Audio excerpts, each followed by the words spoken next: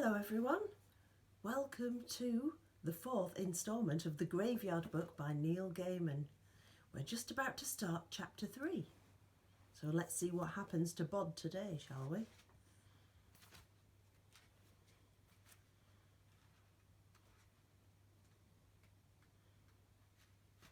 Now, first of all, I just want to show you one of the lovely drawings. It says, above them in the sour red skies, things were circling on huge black wings, which gives you a bit of a taste about what's going to happen in this chapter.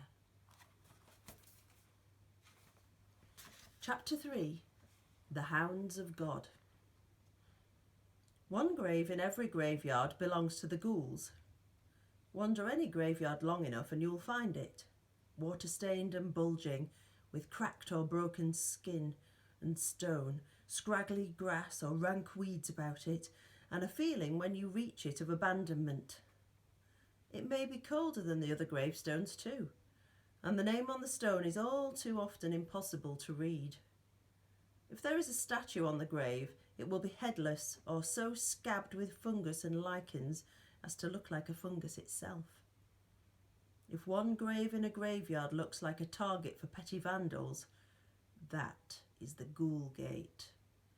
If the grave makes you want to be somewhere else, that is the ghoul gate. There was one in Bod's graveyard. There is one in every graveyard. Silas was leaving. Bod had been upset by this when he'd first learned about it. He was no longer upset. He was furious. "But why?" said Bod. "I told you I need to obtain some information. In order to do that, I have to travel. To travel, I must leave here. We have already been over all this." "What's so important that you have to go away?" Bod's 6-year-old mind tried to imagine something that could make Silas want to leave him and failed. "It's not fair." His guardian was unperturbed. "It is neither fair nor unfair, nobody Owens. It simply is." Bod was not impressed. "You're meant to look after me. You said." "As your guardian, I have responsibility for you, yes. Fortunately, I am not the only individual in the world willing to take on this responsibility." "Where are you going anyway?" "Out. Away. There are things I need to uncover that I cannot uncover here." Bod snorted and walked off, kicking at imaginary stones. On the northwestern side of the graveyard, things had become very overgrown and tangled, far beyond the ability of the groundsman or the friends of the graveyard to tame, and he ambled over there and woke a family of Victorian children who had all died before their 10th birthdays, and they played hide-and-go-seek in the moonlight in the ivy-twined jungle. Bod tried to pretend that Silas was not leaving, that nothing was going to change, but when the game was over and he ran back to the old chapel, he saw two things that changed his mind. The first thing he saw was a bag. It was, Bod knew the moment he laid eyes on it, Silas's bag. It was at least 150 years old, a thing of beauty, black leather with brass fittings and a black handle, the kind of bag a Victorian doctor or undertaker might have carried, containing every implement that might have ever been needed. Bod had never seen Silas's bag before. He had not even known that Silas had a bag, but it was the sort of bag that could only have belonged to Silas. Bod tried to peek inside it, but it was closed with a large brass padlock. It was too heavy for him to lift. That was the first thing. The second thing was sitting on the bench by the chapel. "Bod," said Silas, "this is Miss Lepescu." Miss Lepescu was not pretty. Her face was pinched and her expression was disapproving. Her hair was grey, although her face seemed too young for grey hair. Her front teeth were slightly crooked. She wore a bulky mackintosh and a man's tie around her neck. "How do you do, Miss Lepescu?" said Bod. Miss Lepescu said nothing. She sniffed. Then she looked at Silas and said, "So, this is the boy." She got up from her seat and walked all around Bod, nostrils flared as if she was sniffing him. When she had made a complete circuit, she said, "You will report to me on waking and before you go to sleep. I have rented a room in a house over there." She pointed to a roof just visible from where they stood. "However, I shall spend my time in this graveyard. I am here as a historian, researching the history of old graves. You understand, boy? Da?" "Bod," said Bod. "It's Bod, not boy." "Short for nobody," she said. "A foolish name. Also, Bod is a pet name, a nickname. I do not approve. I will call you boy. You will call me Miss Lepescu." Bod looked up at Silas pleadingly, but there was no sympathy on Silas's face. He picked up his bag and said, "You will be in good hands with Miss Lepescu, Bod. I am sure that the two of you will get on." "We won't," said Bod. "She's horrible." "That," said Silas, "was a very rude thing to say. I think you should apologise, don't you?" Bod didn't, but Silas was looking at him, and he was carrying his black bag and about to leave for no one knew how long, so he said, "I'm sorry, Miss Lepescu." At first she said nothing in reply. She merely sniffed. Then she said, "I've come a long way to look after you, boy. I hope you are worth it." Bod could not imagine hugging Silas, so he held out his hand and Silas bent over and gently shook it, engulfing Bod's small grubby hand with his huge pale one. Then, lifting his black leather bag as if it were weightless, he walked down the path and out of the graveyard. Bod told his parents about it. "Silas has gone," he said. "He'll be back," said Mr. Owens cheerfully. "Don't you worry your head about that, Bod. Like a bad penny, as they say."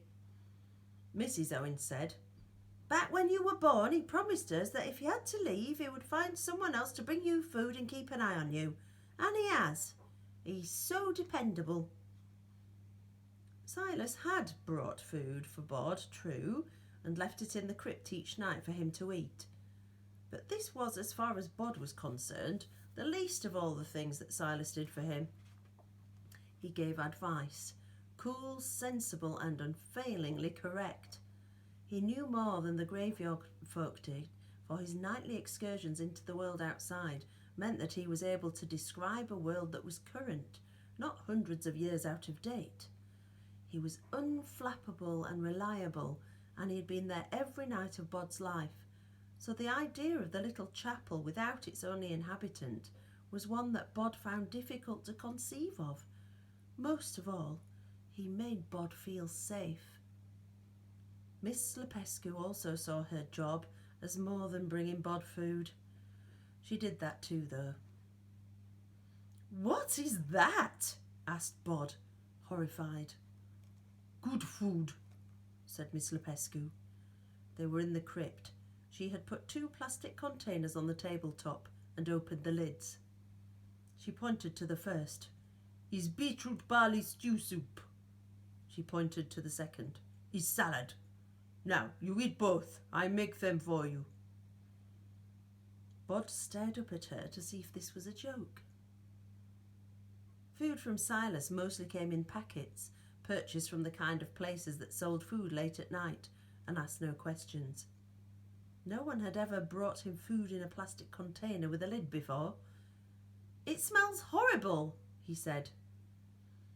"If you do not eat the stew soup soon," she said, "it will be more horrible.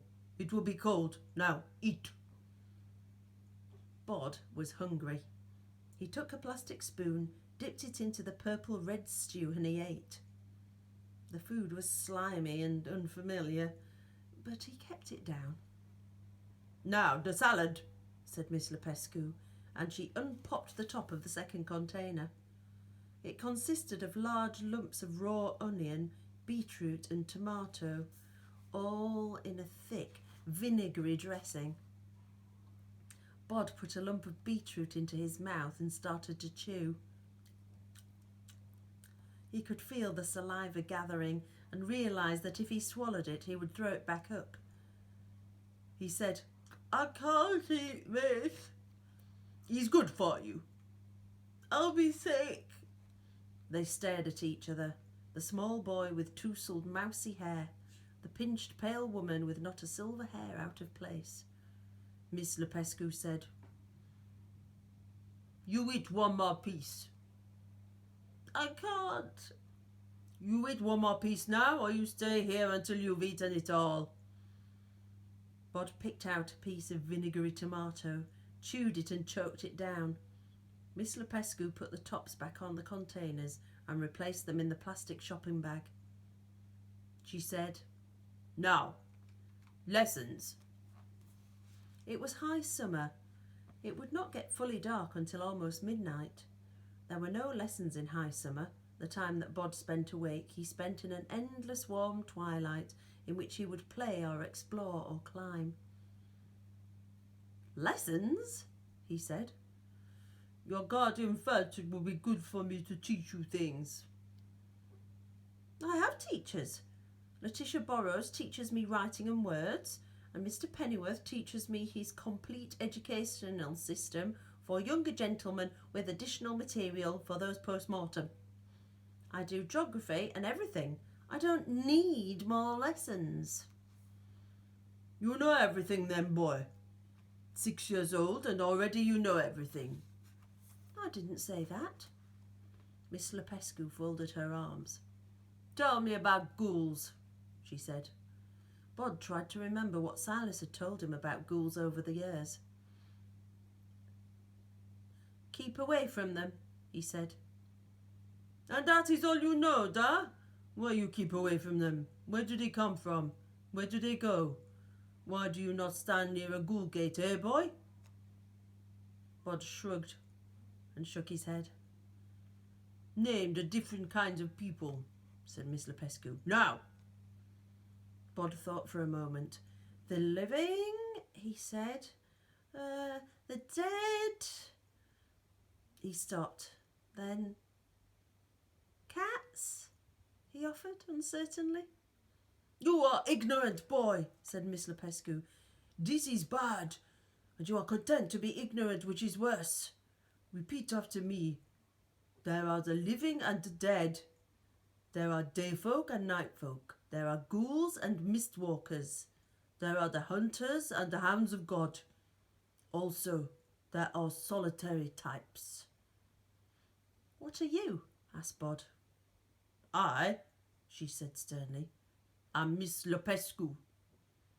And what's Silas? She hesitated, then she said, He's a solitary type. Bod endured the lesson. When Silas taught him things, it was interesting. Much of the time, Bod didn't realise he'd been taught anything at all. Miss Lepescu taught in lists, and Bod could not see the point to it. He sat in the crypt, aching to be out in the summer's twilight, under the ghost moon. When the lesson was over, in the foulest of moods, he fled.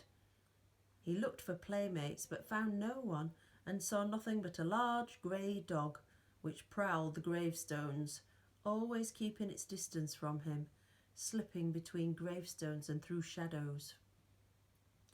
The week got worse. Miss Lepescu continued to bring Bod things she had cooked for him.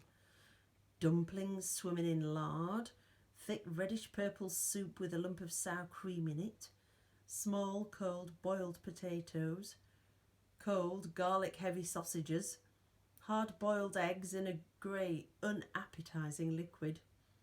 He ate as little as he could get away with. The lessons continued. For 2 days she taught him nothing but ways to call for help in every language in the world, and she would rap his knuckles with her pen if he slipped up or forgot. By the 3rd day she was firing them at him.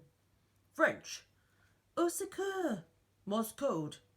SOS. 3 short dots, 3 long ones, 3 short ones again. Night gaunt.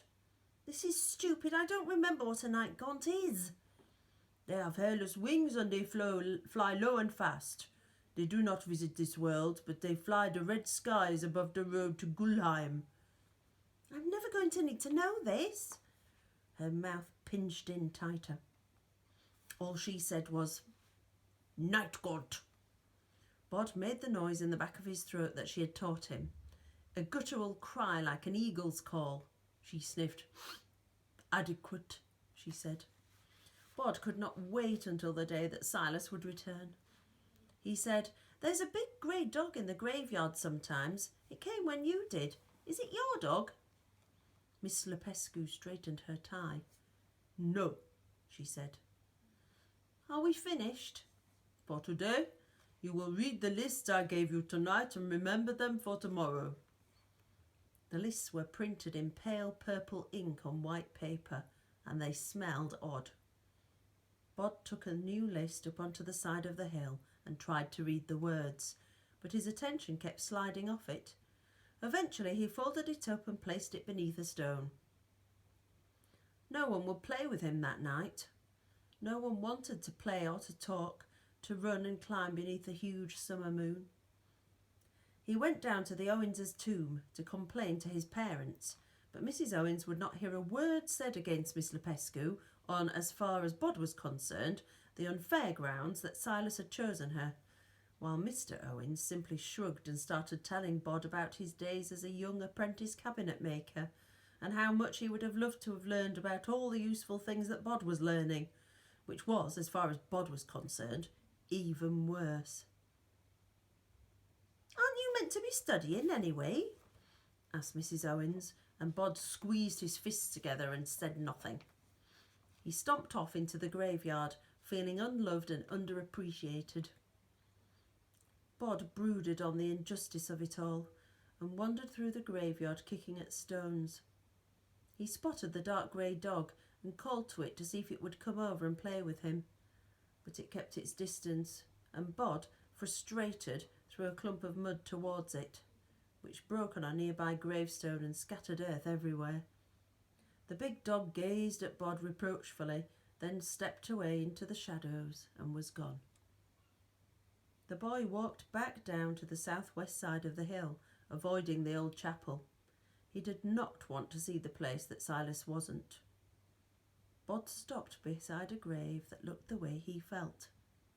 It was beneath an oak that had once been struck by lightning, and now was just a black trunk, like a sharp talon coming out of the hill. The grave itself was water-stained and cracked, and above it was a memorial stone on which a headless angel hung, its robes looking like a huge and ugly tree fungus. Bod sat down on a clump of grass and felt sorry for himself and hated everybody. He even hated Silas for going away and leaving him. Then he closed his eyes and curled into a ball on the grass and drifted into a dreamless sleep. Down the street and up the hill came the Duke of Westminster, the Honourable Archibald Fitzhugh, and the Bishop of Bath and Wells, slipping and bounding from shadow to shadow, lean and leathery, all sinews and cartilage, wearing raggedy clothes all a-tatter, and they bounded and loped and skulked, leapfrogging over dustbins, keeping to the dark side of the hedges. They were small, like full-sized people who had shrunk in the sun. They spoke to each other in undertones, saying things like, "If your Grace has any more blooming idea of where we is than us do, I'd be grateful if he'd say so. Otherwise he should keep his big old awful hole shut. And, all I'm saying, your worship, is I know there's a graveyard near to here. I can smell it. And if you could smell it, then I should be able to smell it, because I've got a better nose than you have, your Grace." All this as they dodged and wove their way through suburban gardens. They avoided one garden. "Psst!" hissed the Honourable Archibald Fitzhugh. "Dogs!" and ran along the top of the garden wall scampering over it like rats the size of children. Down into the high street and up the road to the top of the hill. And then they were at the graveyard wall, and they went up it like squirrels up a tree, and they sniffed the air. "Where, dog?" said the Duke of Westminster. "Where?" "I dunno. Somewhere around here. Doesn't smell like a proper dog anyway," said the Bishop of Bath and Wells. "Somebody couldn't smell this graveyard neither," said the Honourable Archibald Fitzhugh. "Remember, it's just a dog." The three of them leapt down from the wall to the ground, and they ran, using their arms as much as their legs to propel themselves through the graveyard to the Ghoul Gate by the lightning tree. And beside the gate, in the moonlight, they paused. "What's this when it's at home, then?" asked the Bishop of Bath and Wells. "Lummy," said the Duke of Westminster. Bod woke then. The three faces staring into his could have been those of mummified humans, fleshless and dried, but their features were mobile and interested, mouths that grinned to reveal sharp stained teeth, bright beady eyes, clawed fingers that moved and tapped. "Who are you?" Bod asked. "We," said one of the creatures. They were, Bod realised, only a little bigger than he was. "Is most important folk, we is. This here is the Duke of Westminster." The biggest of the creatures gave a bow, saying, "Charmed, I'm sure." "And this is the Bishop of Bath and Wells." The creature, which grinned sharp teeth and let a pointed tongue of improbable length waggle between them, did not look like Bod's idea of a bishop. Its skin was piebald, and it had a large spot across one eye, making it look almost piratical. "And I have the honour to be the Honourable Archibald Fitzhugh, at your service." The three creatures bowed as one. The Bishop of Bath and Wells said, "Now, me lad, what's your story, eh? And don't tell any porkies. Remember how you're talking to a bishop." "You tell him, your worship," said the other two. So Bod told them. He told them how no one liked him or wanted to play with him, how no one appreciated him or cared, and how even his guardian had abandoned him. "Blow me down," said the Duke of Westminster, scratching his nose, a little dried up thing that was mostly nostrils.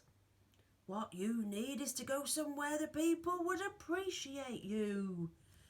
"There isn't anywhere," said Bod, "and I'm not allowed out of the graveyard." "You need an whole world of friends and playfellows," said the Bishop of Bath and Wells, wiggling his long tongue. "A city of delights, of fun and magic, where you will be appreciated, not ignored."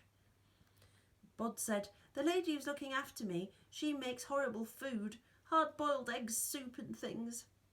"Food?" said the Honourable Archibald Fitzhugh.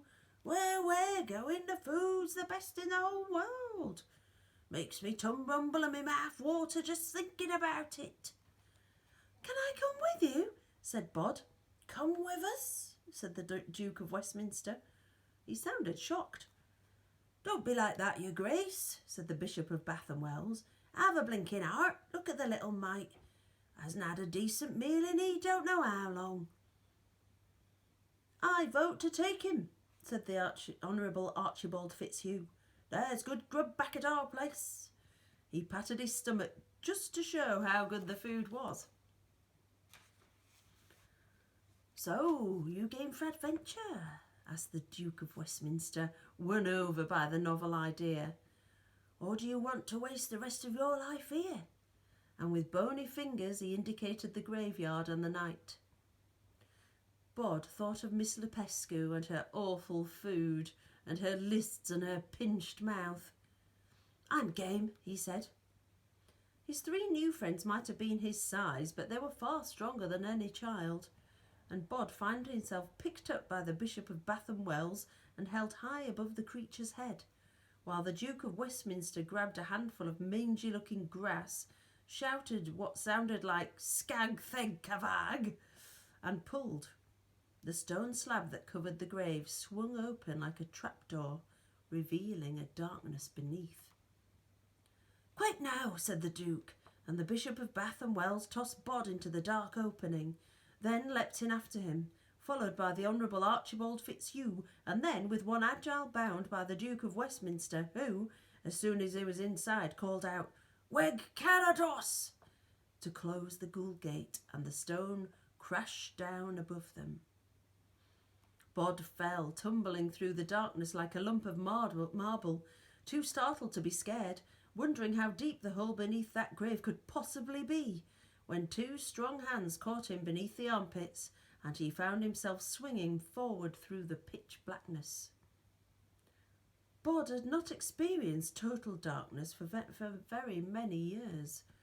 In the graveyard he saw as the Dead Sea, and no tomb or grave or crypt was truly dark to him. Now he was in utter darkness, feeling himself being pitched forward in a sequence of jerks and rushes, the wind rushing past him. It was frightening, but it was also exhilarating. And then there was light, and everything changed. The sky was red, but not the warm red of a sunset. This was an angry, glowering red, the colour of an infected wound. The sun was small and seemed like it was old and distant. The air was cold, and they were descending a wall. Tombstones and statues jutted out of the side of the wall, as if a huge graveyard had been upended, and, like three wizened chimpanzees in tattered black suits that did up in the back, the Duke of Westminster, the Bishop of Bath and Wells, and the Honourable Archibald Fitzhugh were swinging from statue to stone, dangling Bob between them as they went, tossing him from one to another, never missing him, always catching him with ease without even looking. Bod tried to look up, to see the grave through which they had entered this strange world, but he could see nothing but headstones. He wondered if each of the graves they were swinging past was a door for the kind of people who were carrying him. "Where are we going?" he asked, but his voice was whipped away by the wind. And that is the end of today's instalment. What's happened to Bod? Who are these people? Where are they taking him? And what's going to happen? Find out in tomorrow's instalment of The Graveyard Book by Neil Gaiman.